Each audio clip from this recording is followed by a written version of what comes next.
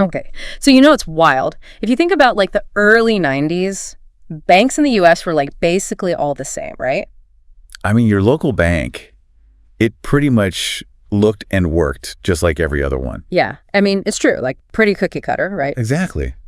But like flash forward to today and oh my gosh, it's a totally different scene. Totally. You've got these tiny super local banks right alongside these like massive global finance giants. Right. So it like makes you wonder, how do all these like crazy different banks actually, make money? Like what are their plays? Yeah. How does it all work? Right. So that is exactly what we're going to like totally dive into today. Deep dive time. Deep dive time. And, especially since you're all about like getting up to speed on this stuff fast. Yeah. But like you also want to get the whole picture. A full deep dive. Yeah. Okay. So our guidebook for this like exploration of the banking world, how they actually rake it in, is this article by Robert DeYoung and Tara Rice. How do banks make money? A variety of business strategies. Perfect title, right? Couldn't be better. All right. So this article, which came out back in 2004, it takes a look at this like huge period of change in banking. Massive, yeah. Driven by deregulation and like all this crazy new tech. Oh, yeah. That was a wild time for banking. And the authors, they're making the case that all these shifts basically caused banks to like branch out. It's true. They really developed all these different ways of doing business. Yeah, totally. And they dug into how those different strategies like actually performed financially between 1993 and 2003, a whole decade. A whole decade, a snapshot. And what I thought was super interesting was that they like challenged this old idea that a bank's strategy, like how they do business, is just about how big they are. Right, like size isn't everything. Right. There's way more to, so like for all of you listening, this is kind of like a shortcut. We're going to break down this complex world, reveal how these different banks actually work. And how they either make it big or face some serious roadblocks. Exactly. And we'll try our best to keep the finance speak to like a minimum. We promise. All right, so let's rewind, like way back. Before the 90s, the banking scene, it was a lot more like... How would you describe it? Uniform, Yeah, like everybody was wearing the same outfit, kind of. Yes. Banks just operated in pretty similar ways. It's important to remember that back then, the whole industry was under this like really heavy regulatory framework. There were all these rules about where banks could even set up shop. Oh, so like restrictions on location? And like what kind of services they could offer. Oh, wow. So they couldn't just do whatever they wanted. Nope. And even the interest rates they could give on deposits, like everything was controlled. So it was a way more like constrained environment? It's definitely, yeah. But then, boom, this wave of deregulation hits. It's like somebody opened the floodgates. Right. And on top of that, these rapid tech advancements come along like super fast. Things were changing at lightning speed. And that's when the banking world really started to like transform. It's like a total makeover. Yeah, it's like watching a caterpillar turn into a butterfly. And the article, it actually has this strategic map figure 1, which is like super helpful to visualize all these new strategies that were popping up. I love a good visual aid. Me too. So it basically plots these strategies on a chart based on things like the bank's size, how specialized their products and services are, and even the kind of info they're using to make decisions. So like, are they crunching hard data? Or is it more about those personal relationships, soft knowledge? Exactly. Okay. So what are the big takeaways from this figure 1? So the main thing to understand is that there are two big umbrella strategies. The authors call them like the main paths banks were taking. Okay. So like paths A and B. Exactly. On one side, you've got what they call the traditional banking model. So think like your smaller, more local banks, the ones that are all about building relationships with their customers. So like, they know your name when you walk in. They totally do. They offer more like personalized service and what they call relationship loans, which are often going to local businesses. And these banks, they tend to have higher costs per transaction, but they can also sometimes get better interest rates. Oh, so because they have that strong connection with their customers? That's the idea.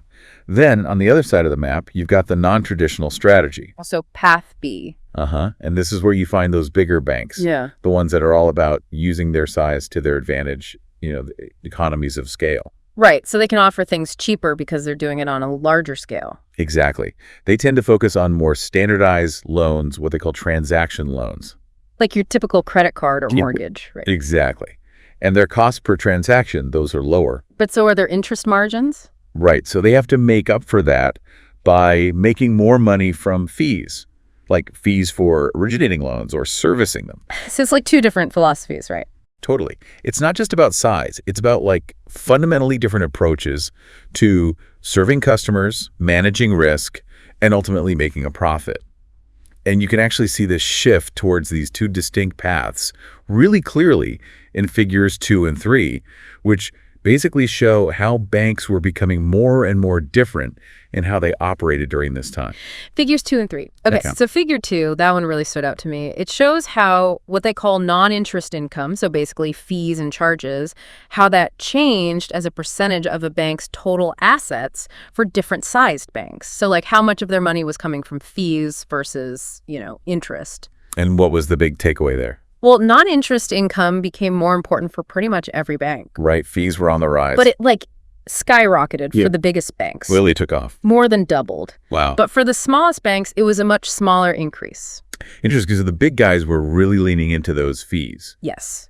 Which totally makes sense, right? Like if you're a giant bank, you can make a lot of money off of those small fees. Yeah, makes sense. It's all about volume for them. Totally. And then figure 3, that shows how banks were funding themselves. Like where was their money coming from? Right. How are they getting the cash they need to operate? And that shows this thing called the distribution of transaction deposits to assets, like flattening out. Which basically means what? Which means that banks were using a lot of different ways to get funding. So not just relying on traditional deposits. Right. They were getting creative. Interesting. So what were the big drivers behind all this change? Like what pushed banks to adopt all these different strategies? So the article points to 2 major forces: deregulation and, of course, technological change. Makes sense. Those were the 2 big elephants in the room. Totally. So let's start with deregulation. Okay, deregulation. Let's break it down. So basically, deregulation really paved the way for this new, more competitive environment. It's like suddenly the banks had all this freedom. Right. They could expand geographically, introduce all these new and different products and services, and actually compete on interest rates. Like a whole new world. And the authors, they point to 3 really important laws that made all this possible. 3 key pieces of legislation that really shook things up. Okay, so first up, we've got the Depository Institutions Deregulation and Monetary Control Act of 1980. That's a mouthful. I know, right? But in plain English, what did this law actually do? So the biggest thing it did was get rid of something called Regulation Q. Regulation Q sounds mysterious. It was basically a rule that put a limit on how much interest banks could offer on deposits. Oh, so they couldn't just offer a crazy high rate to attract customers. Nope. So they had to find other ways to get people in the door, often by offering a bunch of services for free. But getting rid of this regulation meant that banks could finally compete on price, offer different interest rates depending on what the market was doing. So they could be more flexible and responsive. Exactly. And it really pushed them to come up with new and better deposit products. So more options for customers. Exactly. And the banks that were really efficient, they could attract even more money. So it kind of leveled the playing field in a way. In a sense, yeah. It rewarded the banks that were really good at managing their money. Okay, so that's the first big law. What's next? All right, next up we have the Regal-Neal Act of 1994. This one sounds like it's all about banks going national. You got it. This law basically knocked down the walls that were preventing banks from operating in different states. So no more state borders? Pretty much. Yeah. Before this, banks were mostly limited to operating within their own state.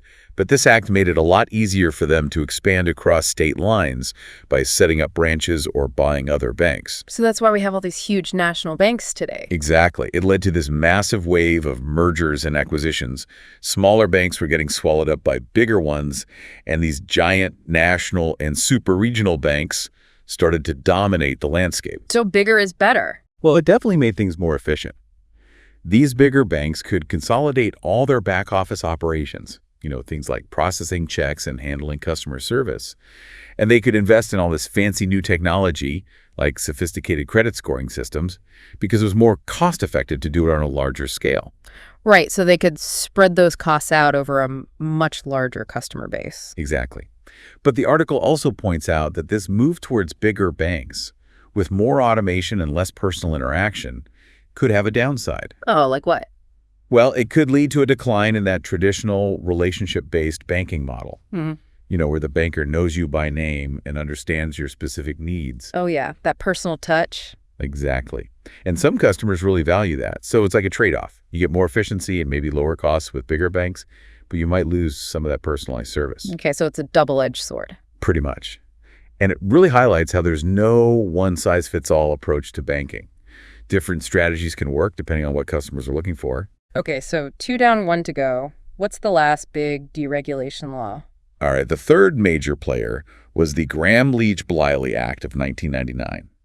And this one was a game changer. Game changer. Okay, tell me more. This act basically tore down this wall that had been separating commercial banking from investment banking since the 1930s. So, like, different types of banks couldn't mix. Right. There were all these rules about what banks could and couldn't do. But this act said, hey, if you're a well-managed bank holding company, you can do a lot more.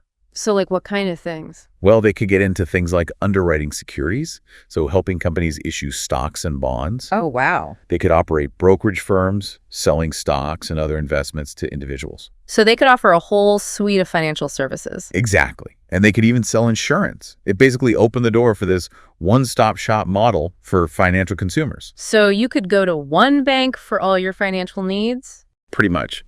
And it allowed banks to really leverage the customer relationships they already had. You know, they had all this information about their customers' financial lives, and now they could use that to sell them a wider range of products and services. Okay, so deregulation really set the stage for all these different banking strategies to emerge. But the other big force at play was tech, right? Absolutely. We can't forget about technology. All those advancements in computers, communication networks, the way financial markets operate, all of that had a huge impact on how banks do business. It's like technology was rewriting the rules of the game. Totally. And even without deregulation, technology would have been a major disruptor. But deregulation definitely sped things up. It's like technology threw gasoline on the fire. So it was like this perfect storm of change. Exactly. And it wasn't just a one-way street. As technology advanced, it actually made the case for deregulation even stronger. It's like technology was saying, hey, look at all these amazing things we can do if you just give us a little more freedom. So it's this kind of feedback loop. Exactly. And the article gives some really fascinating examples of how technology was transforming banking. Like, think about how we pay for things now. Payment services. We've gone from writing checks and carrying cash to using debit cards, credit cards, paying bills online, even using mobile wallets on our phones. It's so easy now. Right. It's incredibly convenient. And it's often cheaper for banks to process these electronic transactions. So everybody wins. In a way, yeah. Yeah. And think about ATMs. They've become so ubiquitous we take them for granted. But they completely changed how we access cash, and they created a whole new revenue stream for banks through those transaction fees. You know what's crazy? I barely even use cash anymore. Me neither. And then there's this thing called Check 21, a law that basically pushed banks to process checks electronically. So even checks are going digital. Pretty much. And then another area that technology really disrupted was online brokerage. Oh, yeah. That's a whole other world. It is. Before the internet, if you wanted to buy or sell stocks, you pretty much had to go through a traditional brokerage firm with all their fees and commissions. But then these online discount brokerages popped up, and they could offer much lower fees because they didn't have all those overhead costs. So it was like cutting out the middleman. Exactly. And it made investing much more accessible to everyday people. So traditional banks had to adapt or they'd lose customers. Totally. They had to start offering their own online brokerage services to stay competitive. And then there's this whole core function of banking called intermediation. It's basically about connecting people who want to borrow money with those who have money to lend. So like matchmaker for money. That's a great way to put it. And technology has completely revolutionized that process. In what way? Well, traditionally, banks had a huge advantage in this area because they had all this information about borrowers and lenders. They were the ones who knew who was a good risk and who wasn't. So they were like the gatekeepers of credit. Exactly. But then along came these super sophisticated credit scoring models, which used tons of data to assess creditworthiness. And on top of that, you had the growth of secondary markets for loans, where banks could package up loans and sell them to investors. So they didn't have to hold on to those loans themselves. Right. It's called securitization, and it really changed the game. And all of this meant that banks were no longer the only players in town. Non-bank lenders started popping up, specializing in niche areas like payday loans or peer-to-peer lending. And even banks themselves started focusing more on making money from fees associated with originating and servicing loans, rather than holding on to those loans for the long haul. So it's like the whole landscape of lending has shifted. Totally. And for larger businesses, they don't even need banks as much anymore. They can go directly to investors through things like high-yield bonds. So banks are facing competition from all sides. It's true. They have to be really smart and adaptable to stay ahead of the curves. But for smaller businesses, those traditional bank relationships are still really important. So there's still a place for that personal touch. Absolutely. Especially when you're dealing with a business that's just starting out or doesn't have a long credit history. Okay, so we've seen how deregulation and technology really shook up the banking world and created this much more diverse environment. Yeah. But now the article gets into the nitty-gritty of how these different banks actually make money. They define 8 specific banking business strategies. And this is where it gets really fascinating, because these strategies go way beyond just whether a bank is big or small. So it's not just about size, there's more nuance to it. Exactly. The authors created a whole set of criteria based on things like the mix of products and services a bank offers, its geographic focus, and how it operates on a day-to-day basis. And get this, they specifically avoided using the bank's overall size as the main factor in defining these groups. So size isn't everything. Nope, it's just one piece of the puzzle. Okay, so let's break down these 8 strategies. First up, traditional banking. What does that look like? So these are your classic community banks, with an average asset size of around $242 million in 2003. They're primarily focused on being portfolio lenders. Portfolio lenders, what does that mean? It means they hold on to the loans they make rather than selling them off to investors. They're in it for the long haul with their customers. And they typically have a lot of their funding coming from core deposits. So like checking accounts and savings accounts. Exactly. Money that customers have deposited directly with the bank. And a big chunk of their income comes from the net interest margin. Okay, remind me what that is again. It's the difference between the interest they earn on loans and the interest they pay out on deposits. So they're making money on the spread between those two rates. That's it. So for traditional banks, it's all about building strong relationships with their customers, offering personalized service, and making money on that interest rate spread. They're willing to accept potentially higher operating costs because they know their customers well and can charge a bit more for that personal touch. Makes sense. They're like the friendly neighborhood bank that everyone knows and trusts. Exactly. All right, next up we have non-traditional banking. Remember those big banks we talked about earlier? This is their domain. So path B. You got it. These are the heavy hitters, with average assets around $140 billion in 2003. They're all about leveraging economies of scale, using their size to offer lower prices and generate massive profits.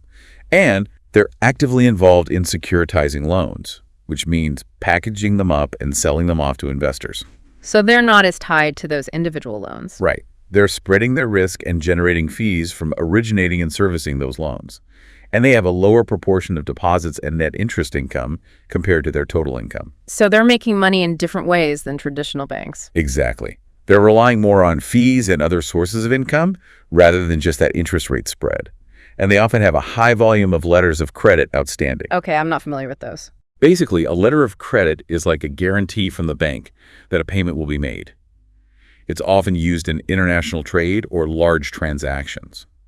So these non-traditional banks are all about efficiency, transaction-based services, and generating revenue from a variety of sources. They're the big, sophisticated players in the financial world. Okay, so we've got our community banks and our big national banks. What's next? All right, let's talk about private banking. This is a whole different ballgame. Sounds fancy. It is. These banks cater to the wealthy, managing their money and providing specialized financial services. And they make a lot of their money from fiduciary income. Okay, break that down for me. Fiduciary income is basically money they earn from managing trusts and estates for wealthy individuals and families. So they're acting as a trustee, making investment decisions, and distributing funds according to the terms of the trust. So they're like financial advisors for the super rich? That's a good way to put it. They're experts in wealth management and estate planning, and they charge fees for their services. These banks, like Northern Trust and State Street, had average assets around $25 billion in 2003. So they're not as big as the national banks, but they're definitely catering to a very specific and lucrative niche. Okay, that makes sense. So we've got our local banks, our big banks, and our banks for the wealthy. What other strategies are out there? Well, next we have agricultural banking, which is pretty self-explanatory. So like farm loans and stuff. Exactly. These banks specialize in lending to farmers and agricultural businesses. They understand the unique risks and cycles of the agricultural industry, and they tailor their products and services accordingly. In 2003, they had an average asset size of around $108 million, so they're on the smaller side. So they're kind of like the traditional community banks, but specifically focused on agriculture. That's a good way to think about it. Then we have corporate banking, which is all about providing financial services to businesses. So like loans for businesses to expand or buy new equipment? Exactly. They also provide services like cash management, treasury management, and even investment banking services. They had an average asset size of around $74 billion in 2003, so they're definitely on the larger side. So they're like the big banks, but focused on businesses rather than individuals. That's a good way to sum it up. Yeah. Examples of this type of bank include Bank One and Fleet Boston before they were acquired by larger institutions. Okay, so we've got our local banks, our big banks, our banks for the wealthy, our farm banks, and our business banks. What else is there? All right, next up is community-focused banking. Now, this might sound similar to traditional banking, but there's a key difference. Okay, what's the catch? These banks are hyper-local, like really, really local. They primarily draw their deposits from a single county, so they're deeply embedded in that community. They know their customers personally, and they're invested in the well-being of that specific area. So they're like the ultimate community bank. Exactly. They had an average asset size of around $268 million in 2003. So they're similar in size to traditional banks, but their focus is even narrower. Okay, that makes sense. So hyper-local is the key there. Absolutely. Then we have transaction services banks. These banks are all about processing transactions. So like handling payments and stuff. Exactly. They make a lot of their money from fees associated with things like checking accounts, ATM usage, credit cards, and even things like wire transfers and foreign exchange transactions. They had an average asset size of around $1.6 billion in 2003, so they're a bit bigger than the community-focused banks. So they're kind of like the middle ground between the big banks and the small banks. Yeah, you could say that. They're big enough to handle a large volume of transactions, but they're not necessarily focused on lending or investment banking. Okay, that's interesting. So they're kind of like the behind-the-scenes players in the financial system. That's a great way to think about it. And finally, we have diversified banking. These banks are kind of the jack of all trades. So they do a little bit of everything. Exactly. They don't have a specific niche or specialization. They offer a wide range of products and services, from checking and savings accounts to loans and investment products. So they're like the department stores of the banking world. I love that analogy. They're trying to appeal to a broad range of customers and spread their risk across different areas of the financial market. They also had an average asset size of around $1.6 billion in 2003, so they're similar in size to the transaction services banks. Okay, so we've got all these different banking strategies, and size isn't the only factor that matters. So the big question is, how did these different strategies actually perform? That's the million-dollar question. And the authors tackled it by analyzing 3 key performance indicators: return on equity, ROE, which tells you how profitable a bank is; risk, which they measured as the standard deviation of ROE to see how much a bank's profitability fluctuated; and risk-adjusted return, which they calculated using the Sharpe ratio. Okay, remind me what the Sharpe ratio does again. Basically, it tells you how much return you're getting for the amount of risk you're taking. So a higher Sharpe ratio means you're getting a better return for the level of risk you're exposed to. So it's all about balancing risk and reward. Exactly. And what did they find when they looked at how these different strategies performed? Well, Figure 4 shows that the strategies kind of clustered into 2 main groups. You had one group that formed this arc on the risk-return graph. This group included diversified, corporate, non-traditional, private banking, banks that were merging, and what they called growers. Growers, what are those? Growers are banks that were rapidly expanding, trying to grow their business as quickly as possible.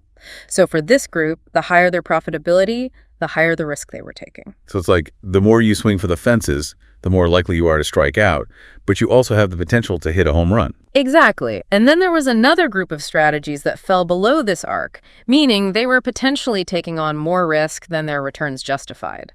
This group included traditional banking, community-focused, transactions, agricultural, and banks that didn't really have a clear strategy. So those strategies were maybe playing it a little safer, but they weren't necessarily getting the rewards they were hoping for. Right. It's like they were stuck in the middle, not taking enough risk to really hit it big, but also not being conservative enough to minimize their losses. So it really highlights how finding that sweet spot between risk and reward is crucial in banking. Absolutely. And then the article digs into the role of bank size in all of this. It's not just about the strategy, it's also about how big you are. Right. Size does matter to some extent. And Figure 5 shows that for banks with less than $500 million in assets, as they got bigger, their performance generally improved without them having to take on more risk. So up to a certain point, bigger is better. Exactly. But once they hit that $500 million mark, things changed.